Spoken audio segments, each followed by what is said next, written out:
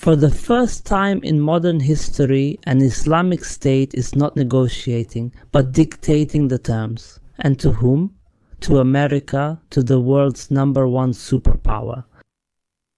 Today, we have details of 15 articles from the agreement and ceasefire terms that Trump sent to Iran, and we also have the Iranian response, the decisive conditions that Iran sent to Trump. Will Trump accept these conditions? Why did Trump lie to the whole world? Is this a major deception? Why is Iran aware of all the deceptions this time? All of this is coming up today, but after this break. Stay with us.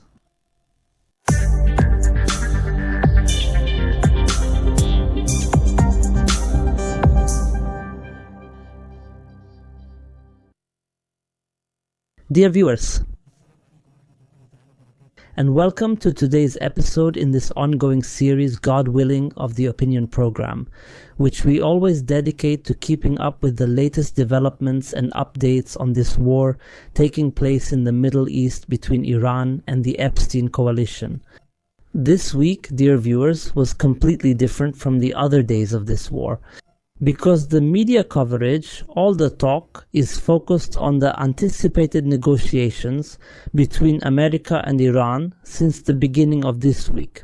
It's clear that these negotiations will take place over this weekend, because today, the director of the International Atomic Energy Agency, Rafael Grossi, made a statement confirming this, saying that these negotiations will be held in the Pakistani capital, Islamabad, meaning in Pakistan. Therefore, what's new this time is that after Pakistan sent Iran the terms of the potential agreement to stop the war, which consists of 15 articles, it's clear that Iran has agreed to negotiate on these terms. This is according to the American news agency Associated Press, which also revealed some of the terms of this agreement. It said that it includes lifting the sanctions imposed on Iran, cooperation, reducing Iran's nuclear program, supervision by the International Atomic Energy Agency over these Iranian nuclear facilities, ensuring maritime navigation through the Strait of Hormuz, and the Iranian missile program.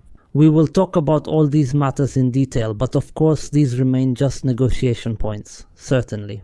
There are matters that Iran accepts, and there are matters that Iran completely rejects, and there are other matters that Iran will impose at the negotiating table. As things stand today, it is the victorious party in this war. Today, there are a number of leaks about the terms of this agreement proposed specifically by the United States. But there are proposals or terms that are rejected by Iran. For example, there is a clause that says Iran must dismantle its nuclear capabilities. This proposal is completely rejected by Iran. Logically, Iran cannot accept things that it originally refused before the war, and now, after the war, accept them while it is the victor in this war. They also talk in these terms about stopping uranium enrichment on Iranian soil. This is absolutely impossible and is rejected by the Iranians. I mean, the Iranians fought a fierce war today and sacrificed their lives and possessions in order to have sovereignty. And they won this war on all levels. So is it possible for them to concede on such terms? Of course not. So it's a ridiculous proposal. In fact, we also find them talking in these terms about the necessity for Iran to hand over its stockpile of highly enriched uranium, which amounts to about 450 kilograms, to the international agency. This proposal has been rejected from the beginning, so pay attention that we find the same terms, the same proposals that existed before the war, that were in the previous negotiations before the war. They are talking about them today. They are also talking about them. The necessity for Iran to commit to never seeking to possess nuclear weapons. And originally, there is a religious fatwa from the former Supreme Leader Ali Khamenei prohibiting nuclear weapons. So perhaps the purpose of including this clause is to ensure the continuation of this fatwa, now that Iran is under the leadership of the new Supreme Leader Mojtaba Khamenei. This is possible. There is also a clause that talks about the necessity of dismantling 3 Iranian nuclear facilities. A clause that means Iran must shut down 3 nuclear facilities, and the rest are reserved for peaceful medical use, of course. Alright? What are these facilities that they want Iran to get rid of today? We find the Natanz facilities, and something I would describe, and then we find the Fordo facilities that Trump and the Epstein Alliance said were completely destroyed in the 12-day war. Today, in this strike that happened last year, didn't Trump repeatedly say that he completely destroyed this facility? Didn't America showcase its stealth B-2 capabilities, its missile capabilities, in penetrating mountains, and in penetrating underground facilities? They said it was capable of penetrating 60 meters underground. So why are they today putting this Fordo facility among the sites they demand Iran to dismantle? This means it wasn't destroyed. This confirms one thing: they were hiding it for almost a whole year during the war. Last year, just like they're hiding things today. A set of facts during this war confirms that the B-2 strike in the 12-day war was a failure and did not achieve its goal.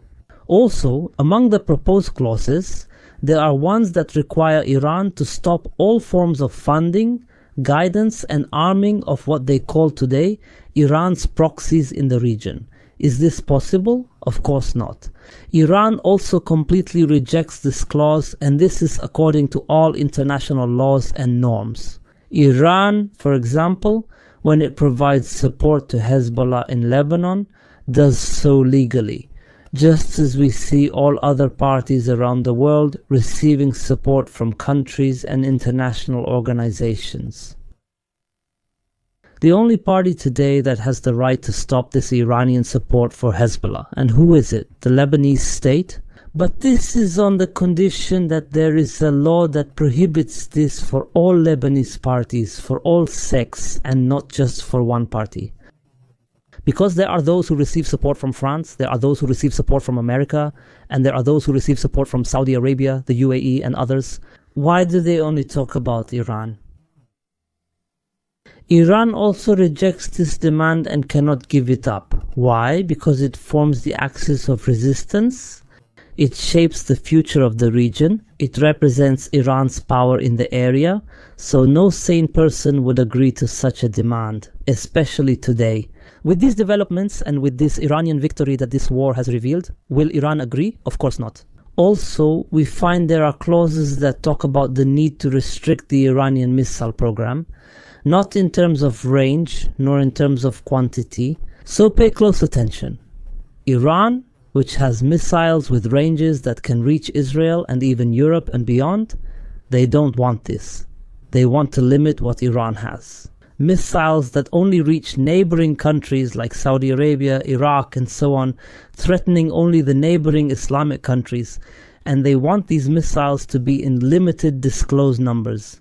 They always know how many you have left, and maybe even the storage locations, which can be destroyed whenever they want. Because if Iran accepts this condition, there will definitely be monitors to enforce it, international monitors from America, Europe, and others, who will monitor these warehouses and factories and gather information. So, for God's sake, is it possible for Iran to accept this condition? Is it possible for a rational country to give up the secret of its superiority today in this war? The secret of its victory in this war? These weapons, these missiles are Iran's pride. Iran can never give up its pride. If it happens, this means, rest assured, Iran will be occupied on the second day, just like Iraq was occupied, and just like Libya was destroyed and divided before. So be sure, Iran completely rejects such terms. Pay attention, these are all terms that Iran cannot accept. Iran rejected them when it was in a position of weakness, and now it is in a position of strength. It might even reject them more firmly now. On the negotiation table today, there are actually some reasonable terms that can be negotiated, like the necessity of opening the Strait of Hormuz. Iran does not reject this matter. What's new today is that Iran has conditions in return. Iran is stipulating that there might be customs fees imposed on the ships passing through this strait. There is a clause that says this time the sanctions on Iran will be lifted permanently, with no possibility of these sanctions being reinstated again. The important thing is that these are the clauses Trump sent to Iran through the Pakistani mediator, but leaks say that Iran responded by adding 6 more clauses for negotiation. That means 6 Iranian conditions to stop this war. The most important of these conditions, for example, are the immediate withdrawal of the US from the region, dismantling American military bases in the region, and the expulsion of US forces. These are also among the most important conditions. Paying financial compensation to Iran for all the damages it suffered because of this war. So here we are talking about American terms and Iranian conditions. Even if these negotiations actually take place, they will be very difficult negotiations. And the party that should make concessions here today, who is it? Trump, the losing side. The party that entered this war with goals, none of which have been achieved yet. The party that entered the quagmire and today doesn't even know how to get out of it safely. Therefore, these negotiations might really raise some interesting questions. Will Trump actually give up on these terms? Would that be considered a clear and historic victory? Iran, and will Netanyahu allow this? Will he let Trump make a deal tailored for Iran? What is Trump planning? Could you clarify? Is it just a trick or what? Today, the American website Axios said that the Trump administration is now preparing the conditions for an upcoming diplomatic solution, but at the same time, it is escalating and increasing military pressure. He said that even if these negotiations actually start, the war will not stop and will continue for at least another 2 or 3 weeks. This means that such information might bring us closer to something very dangerous, which is that Trump is planning a military breakthrough, an intelligence infiltration, at the same time as the negotiations are taking place. He wants to turn the tables, and to do that, he needs to absorb and drain the energy of victory that the Iranians have today. The situation is very dangerous. What comes next might just be a trap, so that Trump can turn this defeat into a victory. There are leaks saying that the American administration has studied new military plans that include occupying Kark Island in Iran, along with the Iranian coasts overlooking the Strait of Hormuz, some of the islands there, in order to control this maritime passage. But up until now, there have been no official statements on this matter. All there are leaks and press reports, so we will stop here. The American claims are just rumors, almost like an attempt to apply military pressure on Iran to make it give up its conditions and agree to stop the war. Because now, according to a number of reports, it is being said that America has started planning to send about 3,000 infantry soldiers from the 280th Airborne Division to the region. But in reality, such reports can't be believed, because I honestly find them strange and completely pointless. Maybe America doesn't need that many soldiers. America used to have about 40,000 troops in the region. We could say that about 500 soldiers were lost in this war, according to Iranian estimates. That means it still has enough forces in the region. It doesn't need additional troops, only 3,000 soldiers. The problem for America is that since the beginning of this war, Iran has carried out preemptive strikes that destroyed all the logistical means that used to facilitate American invasion and military attack operations. For example, the most important main launching point for American ground forces was in Kuwait, and Iran completely destroyed it. The most important launching point for American naval forces in the region was in Bahrain, and Iran completely destroyed it. The most important air launching point for the Americans was at Al Dhafra base in the UAE, and Iran also completely destroyed it. So the problem for America is not the number of soldiers. What will 3,000 soldiers do in this situation?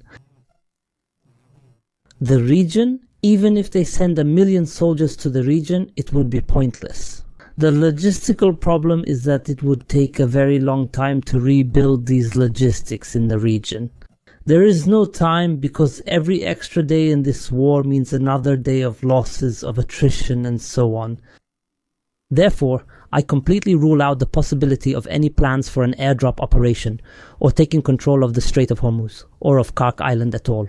If this happens, rest assured, it will be a graveyard for American soldiers, and it will cause widespread destruction in all the Gulf countries like Saudi Arabia, the UAE, and Qatar. At that point, some countries might disappear from the region, so these recent American movements are truly strange. We can interpret this as just aiming to put military pressure on the Iranians so they give up their legitimate demands, or we can see it simply as a smokescreen with diplomatic cover through opening these negotiations and military cover through such news. Meanwhile, the real plan might be a different, surprising strike after something happens deep inside Iran, a strike on Iran. It is clear that Iran has read these matters well, because from the beginning, Iran said that the war was ongoing and that the missiles are the ones negotiating with the coalition, Epstein. This means that Iran is reading such plans very carefully today, and therefore it is taking precautions and continuing in this war, as if there is no such thing as negotiations. It will begin, or it has already begun. Iran this time is not the same as the previous Iran, and Iran after this war will not be as it was before this war. We will see how things develop in the next few hours. Don't forget to subscribe and hit the like button. Peace be upon you and God's mercy and blessings. See you next time.